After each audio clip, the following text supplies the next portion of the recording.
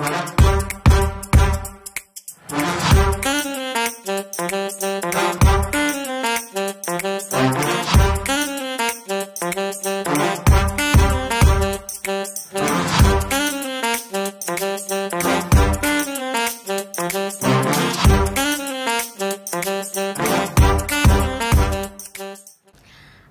Changers, kita kembali lagi dalam segmen All About SMCC. Kita bicara tentang Saints Movement. Nah, kali ini kita mau kembali lagi untuk menggali apa sih SMCC itu atau Saints Movement itu.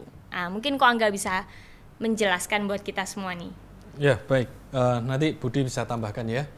Karena kalau kita bicara SMCC luas banget sih. Jadi sesuai dengan namanya, Saints Movement Community Church. Jadi kita ini memang sejak awal itu berkumpul karena kita meyakini bahwa kita sebagai orang percaya itu harus bergerak untuk Tuhan. Kita berkumpul sebagai gereja itu bukan hanya sekedar untuk membuat sebuah event ibadah yang lain, ya, yang pada umumnya setiap gereja pasti punya event ibadah, termasuk SMCC juga.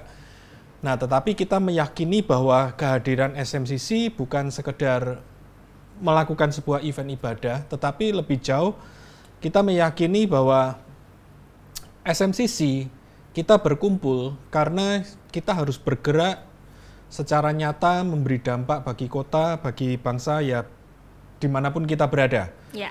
Nah, oleh sebab itulah kenapa kita pergerakan orang percaya di dalam komunitas. Nah, kenapa di dalam komunitas? Karena justru di dalam komunitas itulah setiap orang percaya itu bisa berfungsi, bisa mengambil peranannya. Setiap orang percaya bisa ikut dalam yang namanya pergerakan.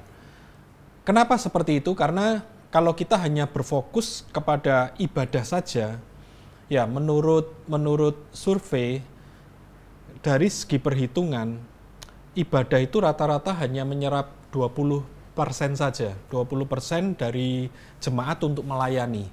Jadi contohnya misalkan jemaatnya 100 misalkan.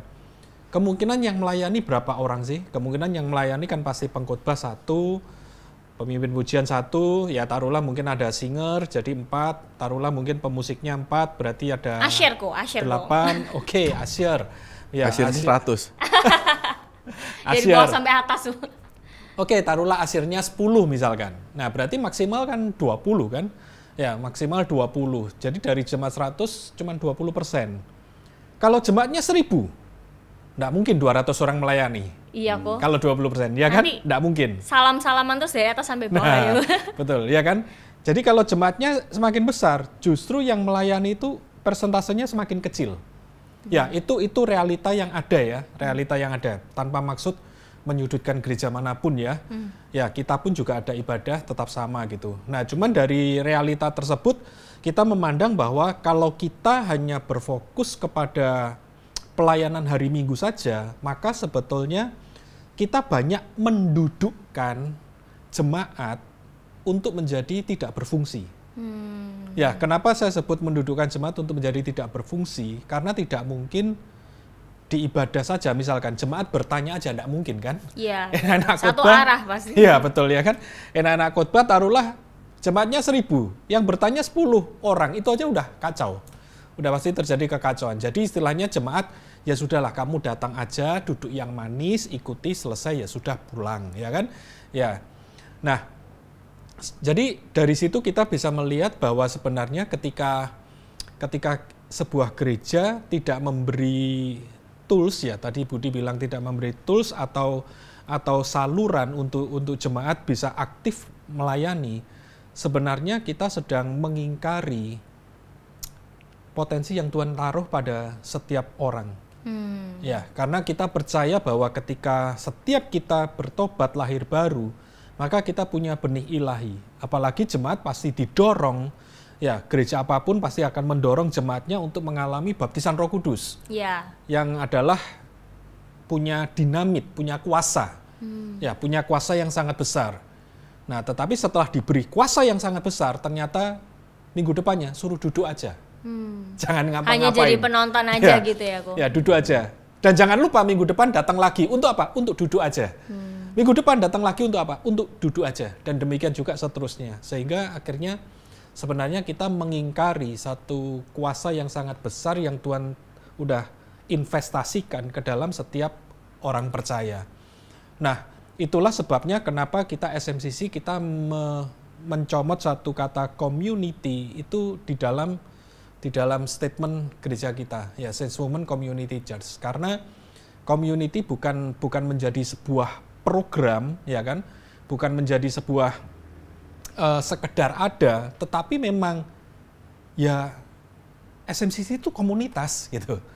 Ya, SMCC komunitas, sehingga ketika jemaat join di SMCC bukan lagi disarankan, tetapi memang ya ayo terlibat di dalam komunitas. Kenapa?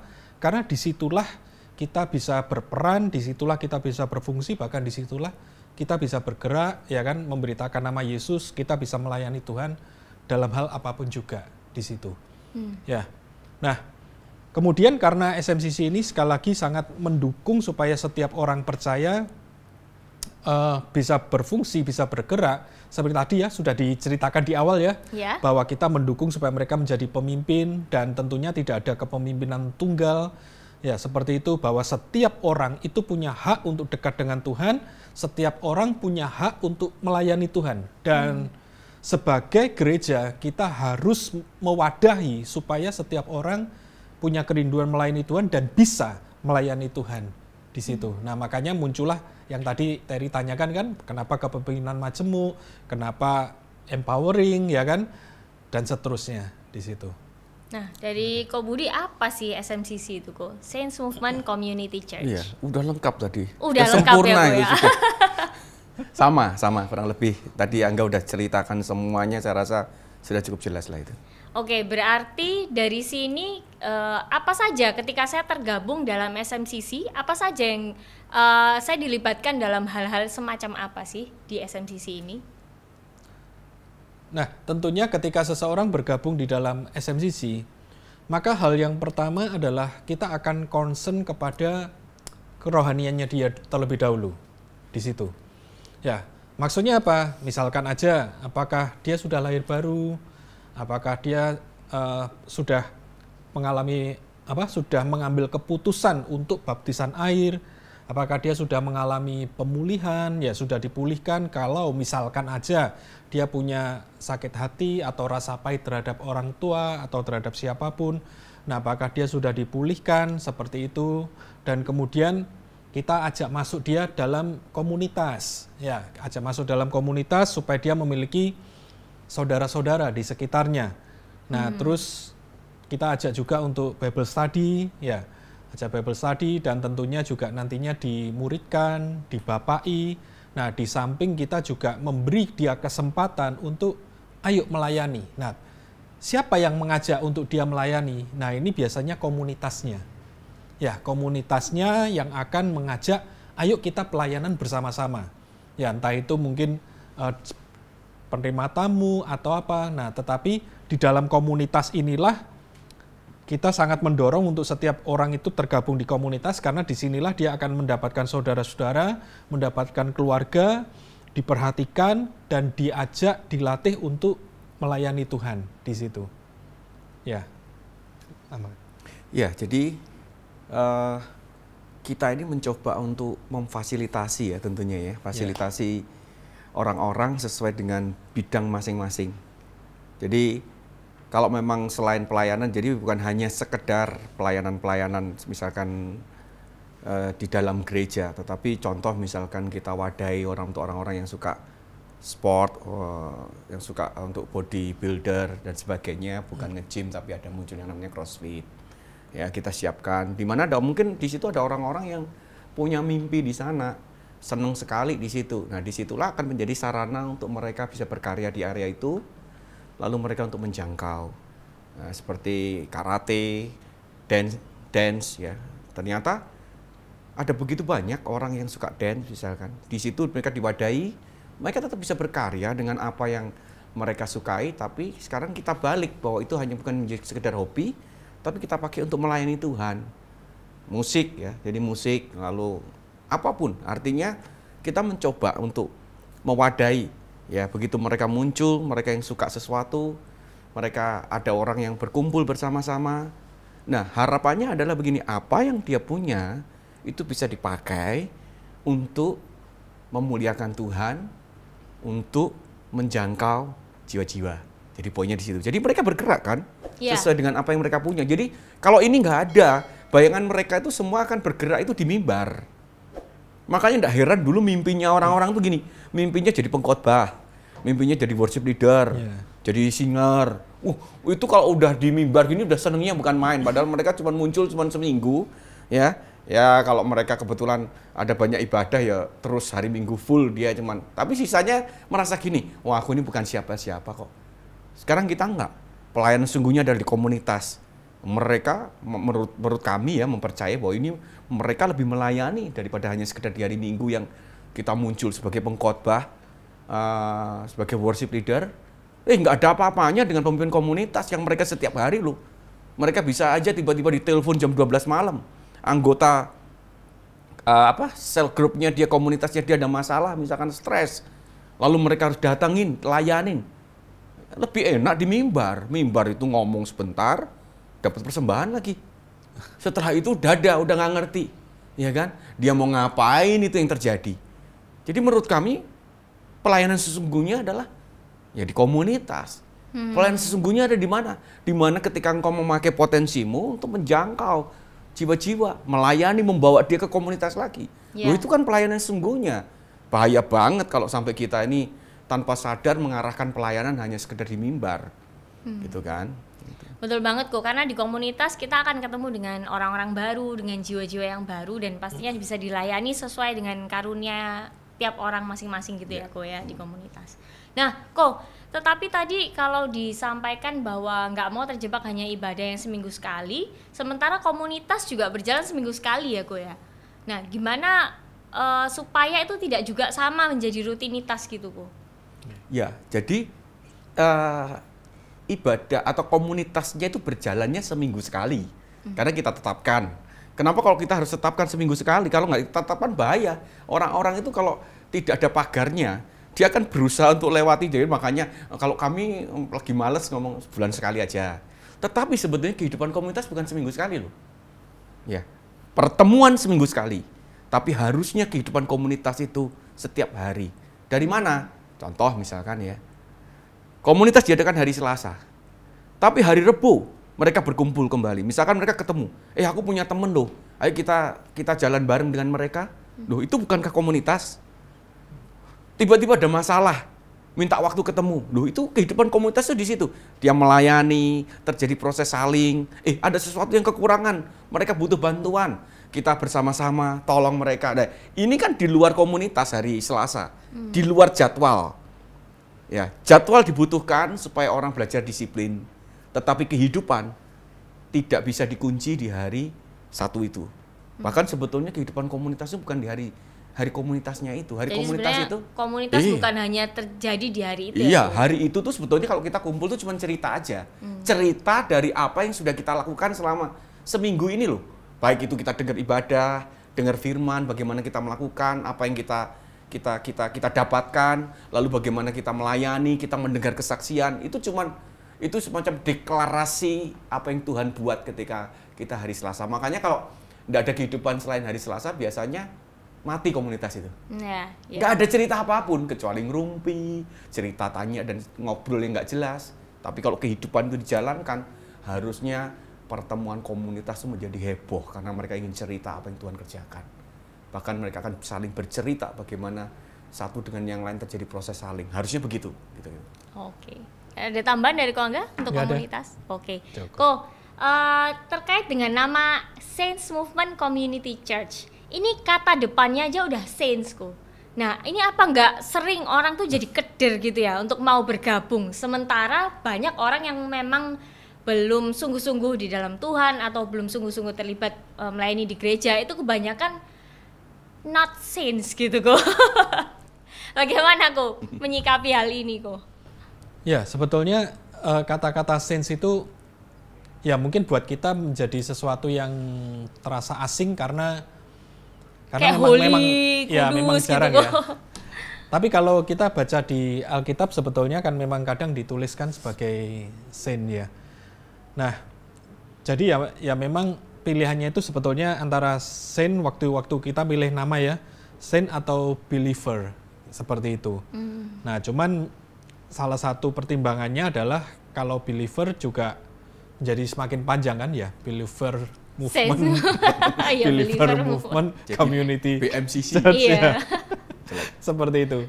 Nah, sedangkan kalau di Alkitab sebetulnya juga hal yang wajar dituliskan saint sih sebetulnya. Nah, makanya itu tanpa ada maksud untuk supaya terlihat unggul atau seperti apa ya, kita beranikan diri untuk pakai nama saints itu. Karena sebetulnya memang kodrat orang percaya yaitu orang yang memang dikhususkan kan. Ya, dia sudah dipanggil, dia dikuduskan ya. Sebetulnya memang kita kodratnya itu orang-orang kudus. Seperti itu. Ya, jadi sekali lagi kita tidak ada maksud tendensi waduh supaya kelihatan wow, enggak, tapi ya memang itu kodrat kita ya udahlah kita pakai aja nama saints. Karena memang sekali lagi jati dirinya kita ketika kita percaya Kristus, kita menjadi bangsa yang terpilih kan sebetulnya ya, dikhususkan ya kan, menjadi imamat rajani, kita menjadi orang-orang kudus di situ. Nah, berarti sebenarnya esensi awalnya memang karena ini adalah perkumpulan orang-orang yang dikuduskan oleh darah Kristus gitu ya, Ko ya. Yeah. Nah, Ko, kembali lagi kita ke pergerakan ya. Bagaimana caranya untuk membuat orang-orang tuh bisa terlibat, Ko, atau rindu untuk tergabung dalam setiap pergerakan yang ada yang dilakukan oleh SMCC ini, Ko? Ya, siapapun bisa ya terlibat, bahkan kita selalu mengajak mereka untuk bergerak. Artinya jadi nggak ada sebuah syarat apapun, yang jelas bahwa kalau dia bergerak tentunya harusnya dia adalah orang-orang yang udah bertobat ya. Kalau kita bicara pergerakan loh ya. Walaupun bisa juga ada kadang-kadang orang yang terlibat pun adalah orang yang belum bertobat loh. Tapi setelah dia ikut baru dia bertobat.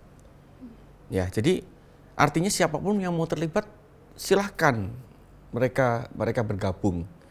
Ya, dalam tanda petik adalah kita terbuka kok, artinya gitu. Memang seperti tadi yang dikatakan kata saints tadi, ya memang dijumpai beberapa orang sempat minder, takut dan sebagainya. Tadi kan sudah dijelaskan ke Angga bahwa bahkan di 5 jawatan itu memperlengkapi orang-orang kudus loh, jelas.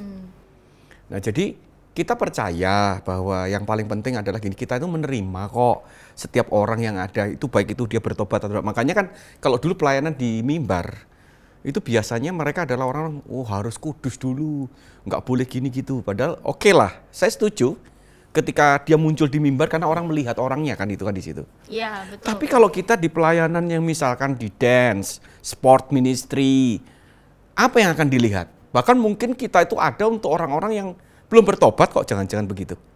Untuk membawa mereka kepada Yesus. Poinnya kan di situ. Jadi siapapun kita membuka diri gitu kan. Walaupun sebetulnya kita juga enggak sembarangan loh ya. Kalau kita di SMCC karena kita juga ada jemaat, ada murid, ada pemimpin. Itu kan enggak sembarangan. Ya buat kami adalah kalau mereka cuma jadi jemaat ya silakan apapun.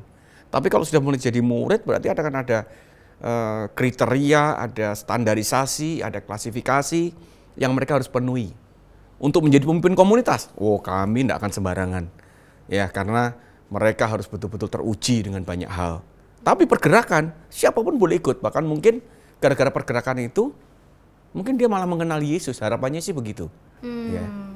Jadi semua orang bisa terlibat di dalamnya juga ya, Ko ya. Harapannya adalah semua orang, baik itu orang yang belum bertobat bersama-sama dengan kita. Tapi yang jelas yang belum bertobat tidak mungkin ikut memimpin pergerakannya itu. Dia hanya ikut di dalam pergerakan itu. Yang tanda petik mungkin mereka hanya simpatisan. Tapi mimpi kami bahwa simpatisan satu hari akan terlibat. Tidak bisa dia akan jadi simpatisan terus. Ya gitu. Mungkin sebelum dilanjutkan, aku mau nambahin tentang masalah saints ya. Iya, Ko. Ya, supaya tidak menjadi momok yang seperti apa gitu. Nah, mungkin kata-kata saints itu cukup menakutkan atau mengintimidasi, mungkin karena begini, seringkali kita berpikir kalau bicara tentang kekudusan atau kudus ya kan, itu mungkin kita terbiasa punya pemikiran bahwa itu harus diupayakan. Iya, betul banget tuh kok. Kita kan Ya harus kan? jaga hidup. Iya ya, betul. Ko, ya. Jadi itu sesuatu yang diupayakan, misalkan aja orang nyepi ya kan, nyepi menyendiri, puasa, terus tidak mau jamah ini, tidak mau jamah itu dan lain sebagainya. Nah, kekudusan itu bukan hasil upaya atau usaha kita. Bukan. Jadi di dalam Kristus, ini saya bicara di dalam Kristus ya. Iya. Di dalam Kristus itu kekudusan itu adalah efek daripada karya Kristus. Jadi contohnya aja misalkan kayak gelas ini. Bagaimana supaya gelas ini bisa menjadi bersih itu. Gelas ini tidak bisa melakukan sesuatu dengan dirinya sendiri untuk dia menjadi bersih. Membersihkan dirinya Iya. sendiri gitu ya. Nggak bisa ya. Nggak bisa. Nah, tetapi dia harus dicuci oleh air, ada yang mencuci. Istilahnya ada tangan yang mencuci untuk membuat dia menjadi bersih. Nah, demikian juga dengan kondisi kita. Kondisi kita itu tidak punya kemampuan untuk menjadi kudus di hadapan Tuhan. Maksudnya kita berupaya mengusahakan supaya kita menjadi kudus. Tapi kita itu disebut kudus karena apa? Karena kita percaya kepada Kristus dan darah Kristus itu yang menyucikan, yang mengkuduskan. Darah Kristus yang membasuh semua. Nah, sehingga karena hasil dari darah Kristus membasuh kita semua, nah kita disebut sebagai orang yang sudah dikuduskan. Kita disebut sebagai orang yang kudus di situ. Ya, jadi ini harus kita pahami supaya kita tidak, waduh berarti saya harus begini Seringkali ya. stereotipnya kayak gitu Ya. soalnya ya gue ya. Nah, jadi bagaimana kita bisa menjadi orang yang kudus? Simpel banget. Yang pertama adalah percayalah kepada Kristus. Ya, percayalah kepada Kristus, menyerahlah kepada karya Kristus, ya kan? Supaya karya Kristus, darah Kristus menyucikan dan menguduskan kita, sehingga kita dipandang menjadi sebagai orang yang layak, yang disucikan. Nah, itu kita disebut sebagai saints, orang-orang kudus di situ. Dan kemudian yang harus kita pahami juga, yang kedua adalah bahwa kekudusan itu adalah sifat mutlaknya Tuhan. Ya, jadi istilahnya gini, bagaimana sih supaya kita bisa tertular menjadi kudus? Simpelnya begitu kan ya? Ya udah dekatlah dengan Tuhan, itu aja. Ya, semakin kita dekat dengan Tuhan, ya saya akan tertular oleh kekudusannya Tuhan, itu aja. Jadi kekudusan itu bukan sesuatu yang harus kita upayakan, kita usahakan, sama sekali tidak ada. Itu. Oke. Perbincangan kita semakin lama semakin seru banget ya Changers, tapi untuk sekarang kita harus break dulu. Kita pasti kembali ke segmen berikutnya yang jauh lebih seru lagi. Oke?